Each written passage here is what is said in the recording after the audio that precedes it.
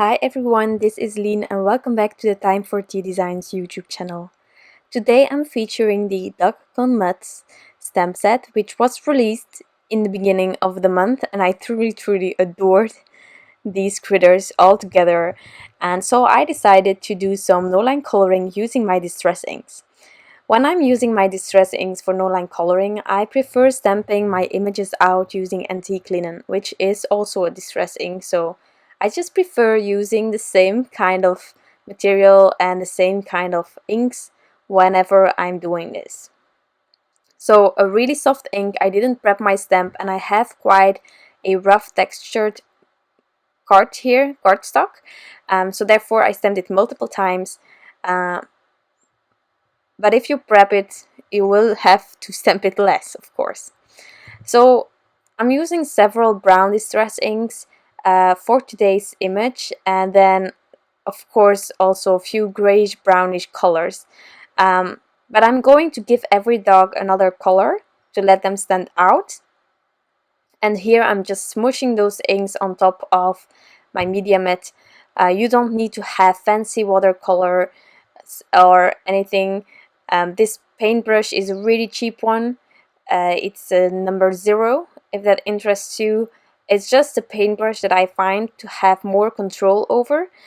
So therefore I use this one, but if you have more control over another number and it works for the size of these images, then definitely use that one. It's just that I find that this number works best for me. Now, there are many ways to do watercoloring, and today I'm showing you one where I'm not adding water first.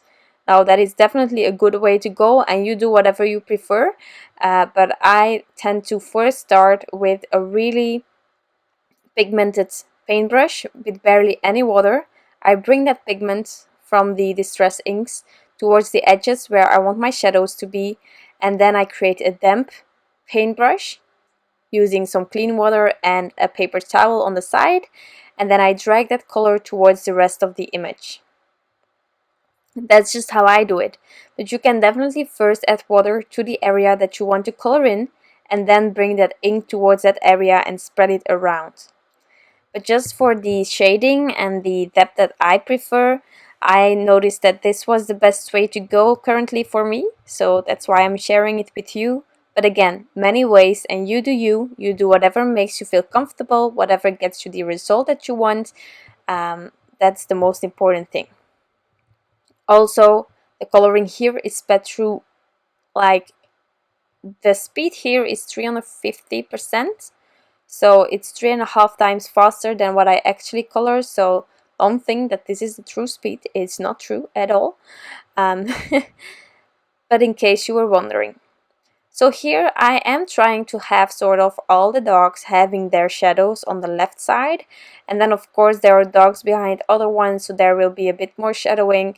But it's all about having fun, and well, actually you can sort of have a shadow in your mind or a light source, but you don't need to keep it if you don't want to, or if you think that you can add more to your image by just changing up the shadowing, then you just do that. That's the most important thing, getting the result that you want to and having fun at the same time. So this dog is going to be quite dark, as you saw me in the beginning smushing the inks. I'm using antique linen to stamp everything out. Then we have vintage photo, ground espresso, gathered twigs, brushed corduroy, frayed burlap, and pumice stone. These colors I am using today on the coloring of the dogs. So as you can see, again, I'm adding the color quite dark, and then I'm dragging it towards the rest of the images. Well, or the other parts or the other areas on the image. And I'm just keep adding layers until I'm happy. Something that can help you if you want to have really dark shadows or a lot of contrast is to make sure that everything is dry before adding a second layer. That can help you also to not ruin your paper, because some papers, although they are watercolor proof, some papers can handle water, but with a limited amount for each go you have. So if you add too much, it can also react really strange, so definitely make sure to avoid that. But most of the time I make sure that the area where I'm going back in is dry, and then I add the second layer or the third or the fourth, however many layers I prefer. So here again, adding mostly on the left and then making sure to also try to keep into account the overlap with other images, and adding more inks over there.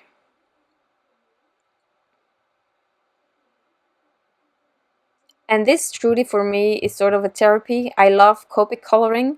It's what I do most of the time. Last year I most of the time did this.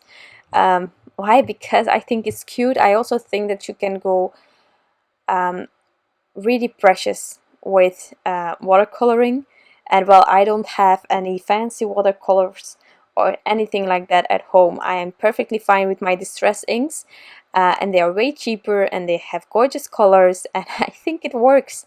So if you're like me and you don't have any fancy things but you want to do however watercoloring or start with an attempt, because we all have to start somewhere, definitely try out some inks that you have at home that can work with water, of course, before maybe purchasing a really expensive set of watercolors. So here for the noses and all those things for the accessories, I'm again using distress inks, but I'm using just the darker ones, or with the dark dog I decided for a lighter nose, just to have the same colors return. I'm having sort of a brownish look in this video. Also the release was filled with coffee themed critters as well, and I just love that. So maybe it was because of the coffee in all of the other sets as well that I thought of making something with browns, but you can do whatever you like. Here again, trying to find those areas to add, and make sure when you're going towards another image or another part of an image that needs another color, that everything is dry already, that is the side. Because if I would have done this dog before the lighter one on the right was dry, then it could maybe have flown into that one, and that was not the purpose at all.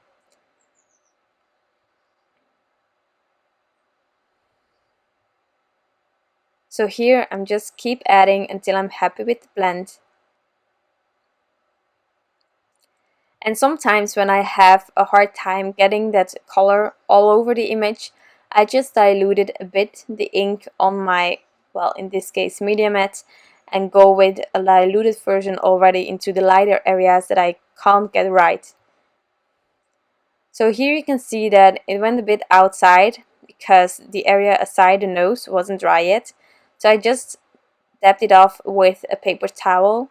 The lovely thing about lots of watercolors, but especially these distress inks, since that is what I'm used to, is that they are water reactive, as you can create some splatters by just adding water droplets and then picking it up with your paper. The same goes when you're watercoloring with them. So if you don't like an area, use a bit of water on your paintbrush, make the area wet, and then dab it off with a paper towel, and then just keep doing that until you're happy with the changes you got. That's really handy about the distressings. It's really forgiving in my opinion when you use it as a watercolor medium. So here, this dog, and I got a lot of compliments by the design team, thank you for that. This dog was a pain. It was truly, because it's, well, I wanted it to be fluffy. I wanted the areas to have enough shadowing so that they would stand out from each other. So it was clear that that was the body and the other things were the legs, and it was really hard. So I started with dabbing, and it was all a process. I must admit I had no clue how I was going to do this. I started with dabbing a bit of the ink, then adding water, so diluted a bit, adding more of the ink, and it was just a process. And at a certain point I had to tell myself, well, now it's good, or now I'm happy with the result, because you can keep adding. It is as easy as that. You can keep adding. It's like ink splattering on the night sky. You can keep going. There isn't a moment that you have too much, but at a certain point you need to tell yourself that it's good enough and that you're happy with the end result. So after fiddling quite a while with this dog, I sort of finished it, you know. Again, adding another brown to do the nose, the eyes, and that's it. So I also decided that it was important to have some sort of grounding, so therefore I brought in this ink, and I was just going to do a horizontal thing and then let it fade into, well, the rest of the cardstock that I'm using here today. I don't know if you saw it, but this is watercolor paper from WaterArt, which isn't a really expensive paper, but I definitely think that you should first try the papers that you have at home, because I was one of those people that bought many papers, and then I just stuck with the one that I liked. So now I'm trying to use all of the papers that I have at home. This one is a bit textured, but at the same time it's also really soft. So I don't know how I explain it, but it works for the watercoloring as well. So check whatever you have in your craft room or craft area, and then just play with that, have fun with that. You see here, I wasn't happy yet. I'm just zooming in again to show you, but only small changes, truly adding a bit more shadowing. And then we will create a card from this panel. Now, as you saw in the beginning, I just used a whole paper for this. I didn't know what I was going to do yet, so therefore I thought that it was handy to have the whole paper, having all the options open, doing horizontal, vertical, cutting it out with a panel. There are matching dies for this image. I have them, but I just decided today not to use it.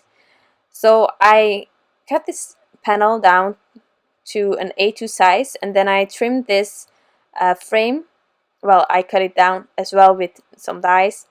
I cut it out with some dies. I mean, I just used basic rectangle dies and one that fitted inside of the other one and made it frame with it. Now I'm stamping out the sentiment. This is the "Have a Howling Good Day" sentiment, and I just love it. I stamped it out multiple times. Again, it's a textured paper, and I didn't prep the stamp ahead of time. Now I'm adding my panel here on top of my card base. And then this frame is going to go on top with a bit of dimension.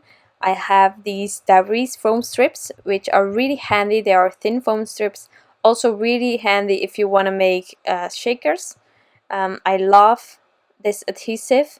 It's perfect for any shaker, truly. And you don't have to trim it smaller because it's already thin.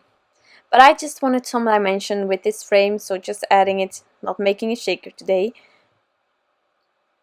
Completely filling up this frame. It's just for mailing purposes that I try to fill the back of all of the critters that I add with dimension as much as possible. It's just for that. And then I'm adding this frame. Now you can leave it like this.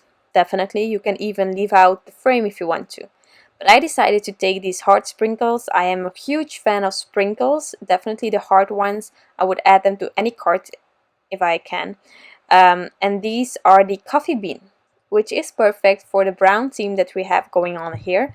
And I just fiddled a bit with placement and where I wanted everything, because there are many options. You can even add the heart on the dog. I didn't end up doing that, but I think it's really cute. I also have white hearts like this, and if I would have done a mix and match, I would have definitely added the white one onto the dog. So after fiddling quite a bit, at the end I was happy with placement, and I made sure to add it using some liquid glue.